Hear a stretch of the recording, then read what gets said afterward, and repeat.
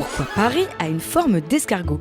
Vous avez dû remarquer que les arrondissements de Paris sont répartis en spirale. Eh bien cet agencement, on le doit en partie aux habitants des quartiers les plus riches. Retour en 1795.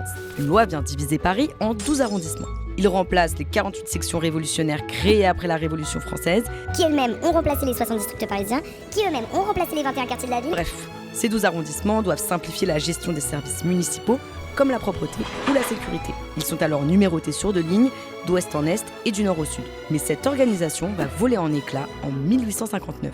À cette époque, Napoléon III est au pouvoir et rêve d'un grand Paris. Il charge le baron Haussmann de remodeler la ville pour la rendre plus aérée et salubre.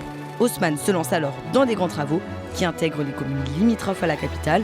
C'est ainsi qu'on passe de 12 à 20 arrondissements. En suivant la logique initiale, le nouveau découpage de Paris aurait dû donner le numéro 13 à l'actuel 16e arrondissement, un quartier entièrement rénové qui attire les classes les plus aisées. Sauf que ça ne plaît pas du tout à cette nouvelle bourgeoisie de l'ouest parisien. Par superstition? Pas du tout.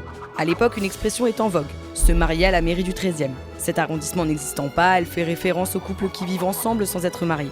Les habitants refusent d'être associés à cette pratique et font pression pour une autre disposition. On choisit alors de numéroter les arrondissements en spirale, en partant du centre, ce qui permet de donner le numéro 13 à un quartier plus populaire.